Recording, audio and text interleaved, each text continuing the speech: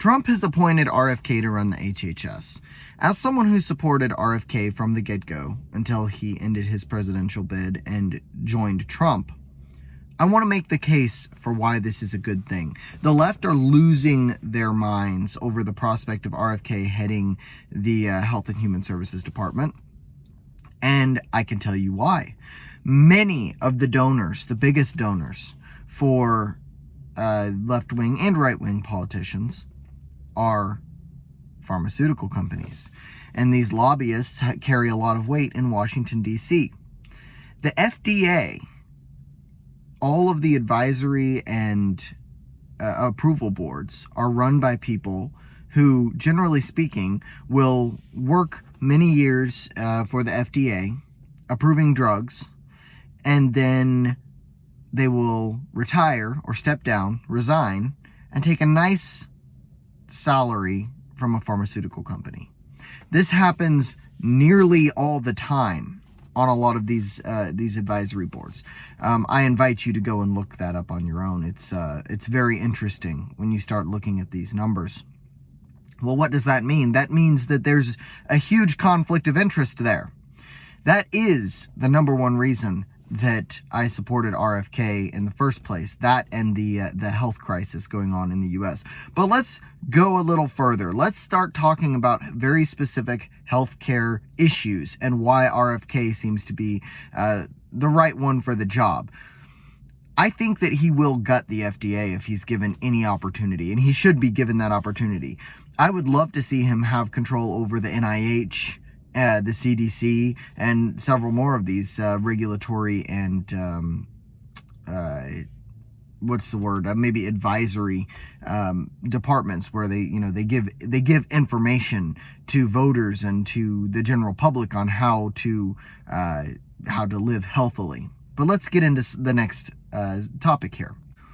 Okay, so people talk about how great all of the drugs that have been approved are. One of the biggest categories that RFK is going to be targeting is going to be antidepressants, anti-anxiety medicine, and ADHD medicine, the regulation of these three particular groups of drugs. Now, these aren't classes of drugs. There's different classes within these categories, but I'm going to be broadly speaking about these three. Now, before I go any further, I want to tell you what my credential is. I am not a doctor. I'm an occupational therapist. I spent 2 years in a hospital, and since then I've been working in home health. I'm very familiar with this topic, but this is not medical advice. These are my own opinions. I'm not a doctor, and I'm not allowed to give this sort of medical advice legally. It is against the Practice Act, the National Practice Act, and my state Practice Act to give advice in these areas. I can only give my opinion. And so I want to be very, very clear about that.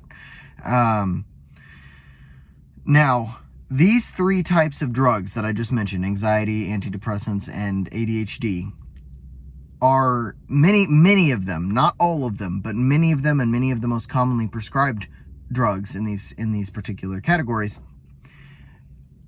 are very bad for your kidneys and your liver. And the rest of them have bad side effects on other metabolic issues within your body. But particularly kidneys and liver. These drugs, when chronically used for years and years and years, can start causing cysts to form in your kidneys. It leads to polycystic kidney disease, which will eventually turn into CKD, chronic kidney disease, or it can be chronic kidney failure, which, long enough, it can contribute to having to get on dialysis and causing a lot of other metabolic issues for you, lead to more frequent UTIs, those sorts of things. When you end up with renal insufficiency, which is your kidneys just aren't working as efficiently as they should, then you are at risk for a ton of other metabolic diseases. Now, I have patients all the time. They're learning about terrible side effects from their drugs, but these drugs are considered to be life-saving. So different blood pressure medications, heart medications, blood thinners. There are terrible side effects from most of these drugs, but the function that they are changing, the positive role that they're playing, makes them absolutely necessary for people with chronic conditions, which leads me into my next talking point. The chronic conditions. This is the number one reason that I was all for RFK. There are so many chronic diseases in our country, and they all lead back to one source: obesity.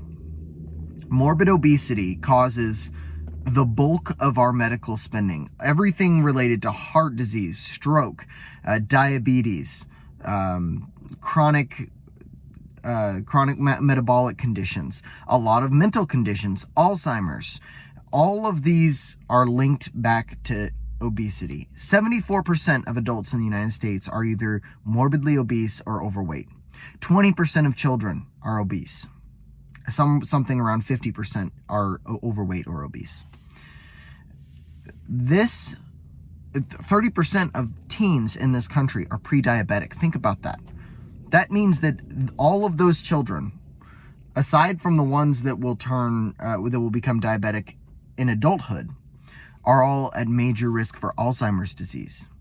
We are only driving up our healthcare costs in the future. Right now, we spend $4.5 trillion on healthcare. We spend the most in the world per person on healthcare and have near the bottom when it comes to outcomes. There is something wrong here. The entire FDA needs to be regulated and stripped and cut down. In fact, Elon Musk should get on board with RFK and they should work together on this. There is so much bloat and there is so much corruption. Think about the food pyramid, by the way, where they said, what was it, like 11 servings of cereals. Turned out kids were eating all, they said, oh, don't eat fats, back when the food pyramid was put together. Don't eat fats, that'll lead to heart disease. Don't eat eggs. Eat cereals, eat Fruit Loops, eat Cap'n Crunch, get your whole grains, eat your Wonder Bread.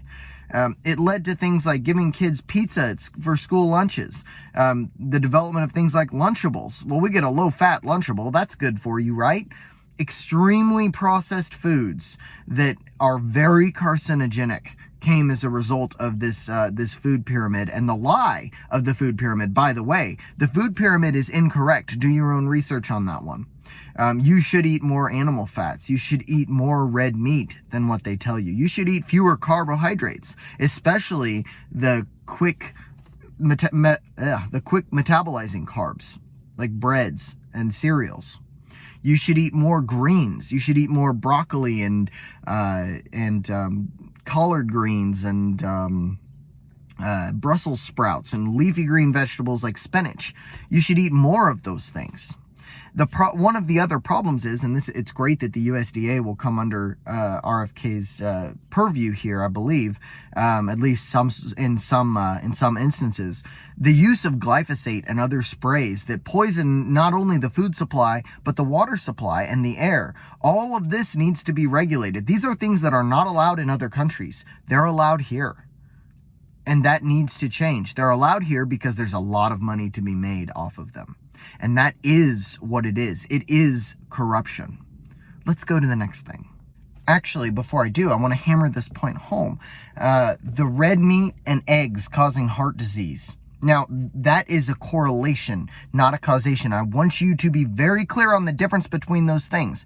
There is a correlation between a large amount of eggs and red meat being consumed and heart disease. That is not necessarily a causation, in my opinion, based on the research that I've done, and I believe that this is the truth. And actually, before I get into that, the American Heart Association funded a lot of the research to show that red meat is responsible for heart disease. Now, why they did this, I'm not exactly sure, because red meat is not the thing that's responsible. There is a correlation. And they did the same with the research that said that eggs were responsible in part for heart disease. Eggs are not. Cholesterol is not, your bad cholesterols are not increased by a dangerous amount with eggs. That is just true.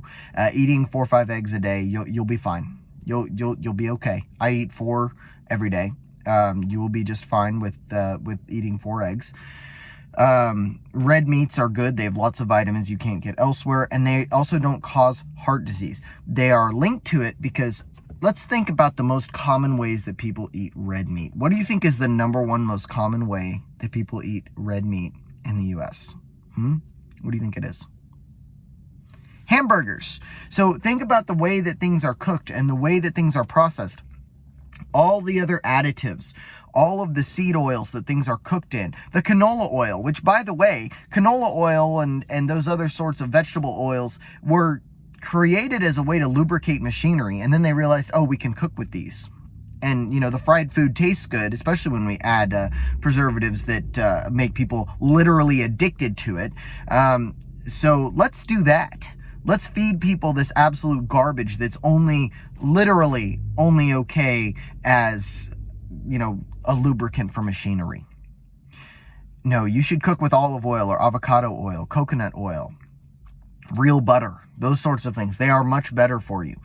Again, everything in moderation, right? So, cheese, for example, cheese has a lot of fats in it, and it can, if you eat too much of it, it can have very negative effects. But a little bit of real cheese now and then is great. The problem with cheese is that there are so many preservatives with it. And if you get like a yellow cheese, like cheddar, cheddar is actually supposed to be white. They use an artificial dye to make cheddar yellow.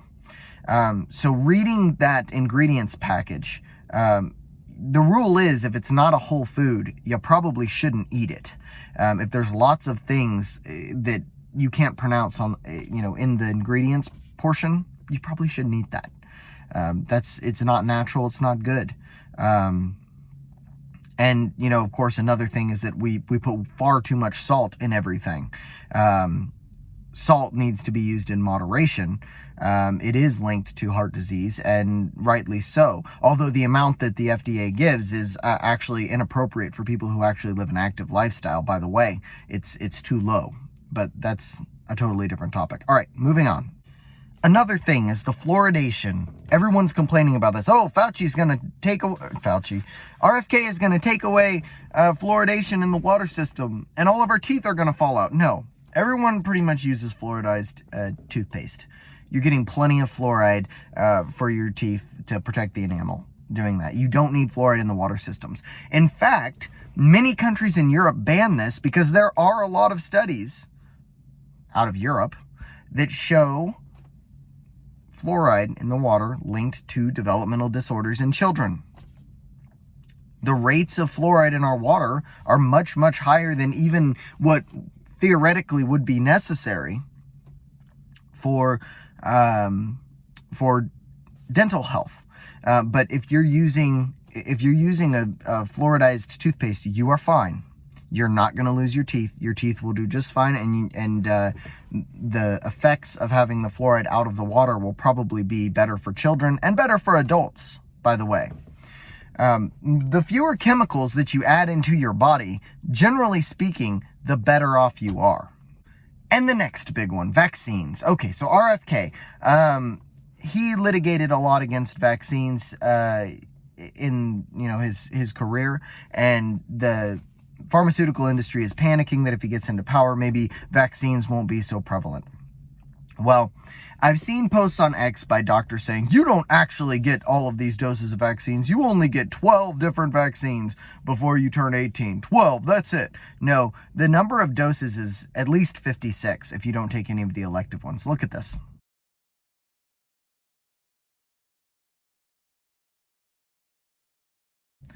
Those are the pediatrician recommended vaccines for kids. Until the age of 18. There are 56 doses right there. And those are not necessarily all of them. There are some other elective ones that can be taken, but these are the ones that are considered necessary to go to some public schools, depending on the system and the state, of course. But these are the ones that your pediatrician will give your child. Now, I'm going to tell you a story about vaccines. So my child was born as a preemie. She was 4 weeks early. So the guidance from the American College of Pediatricians or American Society of Pediatricians or whatever it is that when a child is 2 months adjusted age, which means since she was a preemie by a month, she would need to be 3 months old, because that extra month, they go to full gestation. So she's 1 month preemie. Instead of being 2 months old, if she were on time, she would need to be 3 months old to get her shots. We went when she was 2 weeks old because she was jaundiced. Her liver and kidney... Jaundice, by the way, means your liver and kidneys are not functioning properly. How do you get rid of dangerous byproducts in the vaccines and clear them from your system? Your liver and kidneys. If your child's liver and kidneys are compromised, vaccines are a much bigger issue that needs to be talked about with your doctor.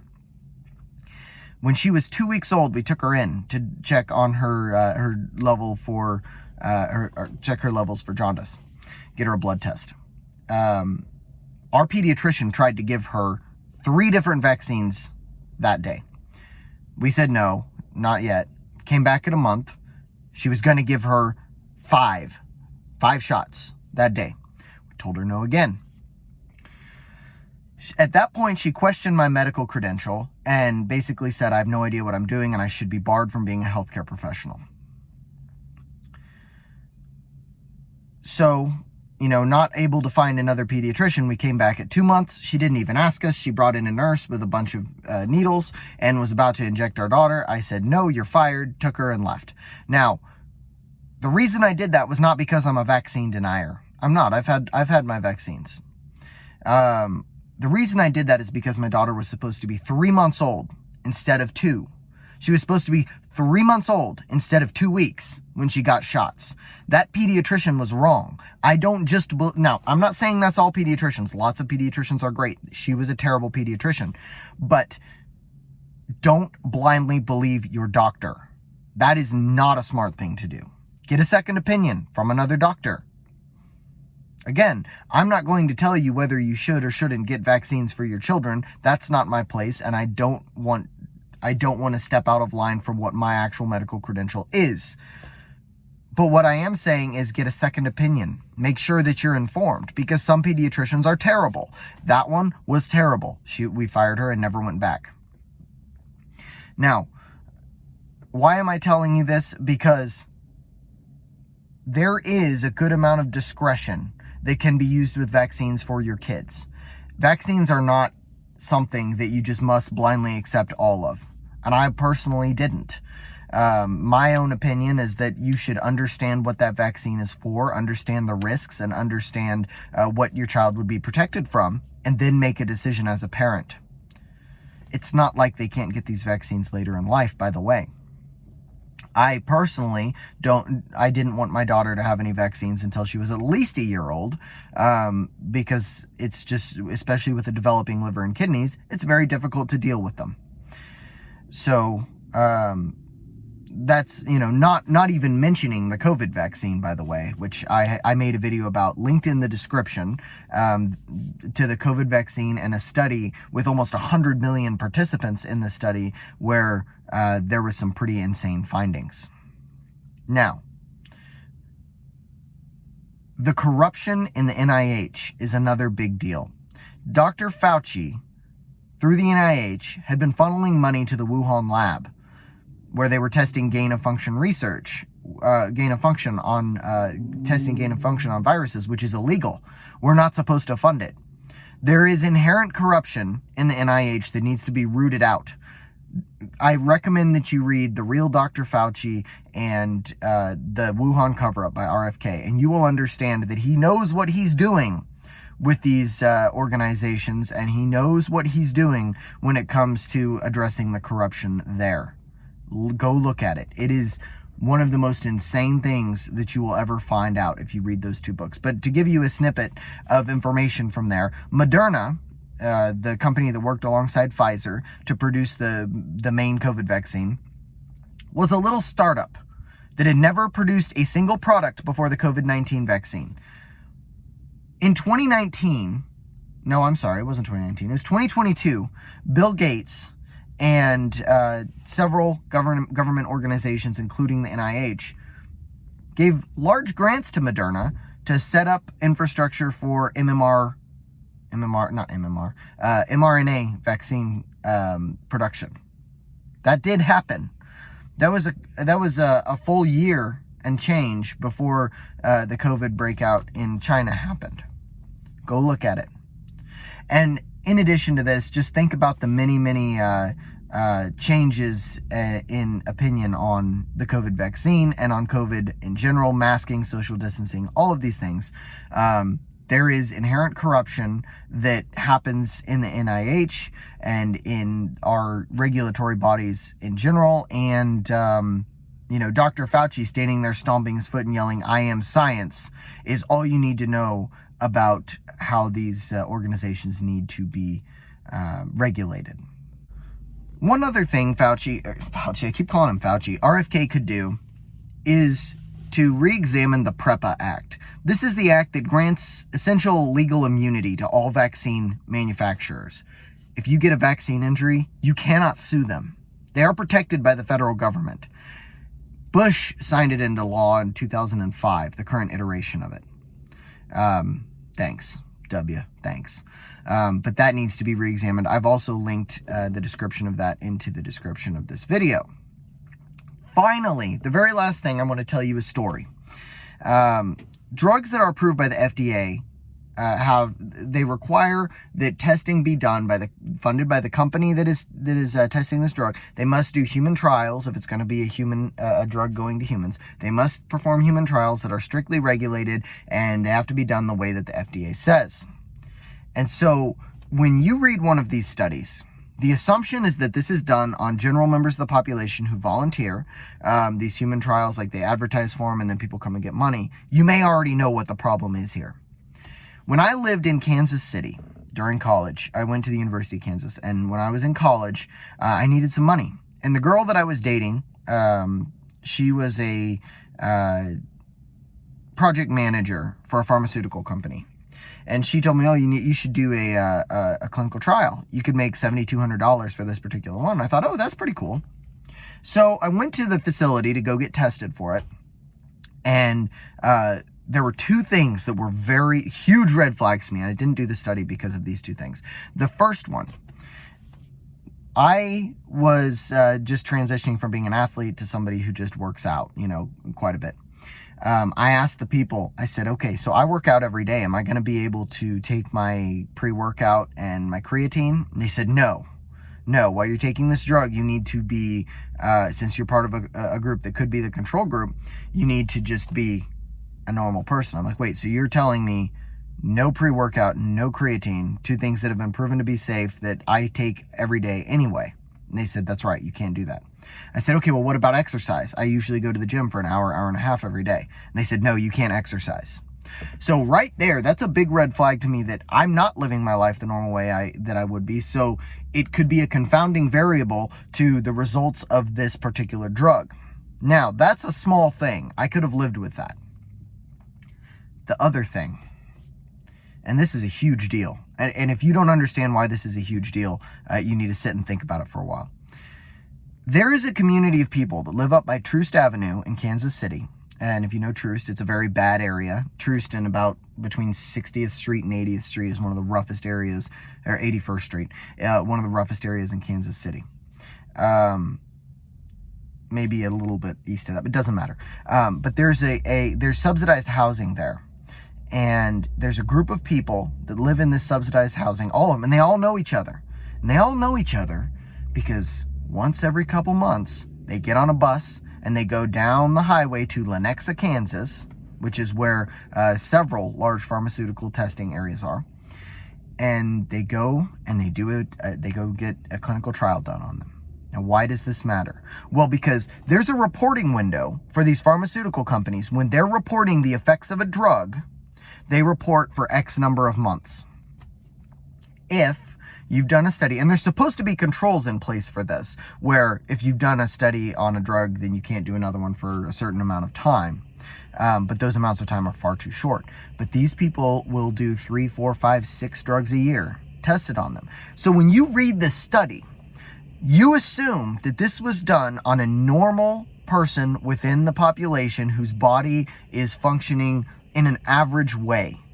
The problem is that we don't know what the effects of all these drugs that have been tested on these people over the years has been. So for example, if you take 2 drugs 2 months apart, okay, so let's say in January I go and I do a clinical trial for a heart medication, and then I wait 2 months because that's a prescribed waiting period, and then I do a study, and that's when they have to report. As soon as that reporting period of 2 months with the checkups is done, I take I go in for a blood thinner. I take this experimental blood thinner, and then they observe me for 2 months, and then I go on my way. 2 weeks later, I end up with blood clots in my brain that are causing chronic transient ischemic attacks. Which drug was responsible, and how do you know? And that's the problem. A lot of the time, there's no way to tell, because theoretically, they've already gone past the half-lives. Now, was one of these drugs responsible, or a drug I did 2 years ago, or none of them at all? There's no way to know. This is an enormous problem, but it's done by every pharmaceutical company in the country. There are people that that's their livelihood. They just do clinical trials. When you do lots of clinical trials, I'm sorry, that's not a good study. Your sample size it's been infected by a confounding variable that you cannot control for. So lots and lots of issues there. Lots of things to be fixed that RFK now, and he's somebody who has an understanding of this. Go listen to his 3-hour interview with Joe Rogan, and they cover a lot of these topics. I think that all of this needs to be addressed. The FDA needs to have its marriage to the pharmaceutical industry absolutely end in divorce, and we need to force that. We, the people, should be demanding this, by the way.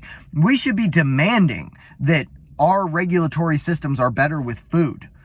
We should be demanding that. Why is it that we're spending so much money? It's a huge burden on the taxpayers. We spend more money on healthcare than anywhere else in the world, and we have worse outcomes. $4.5 trillion. Think about that. So this is my case for RFK.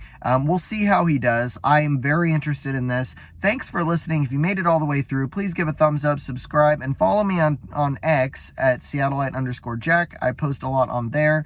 And I'll see you guys next time.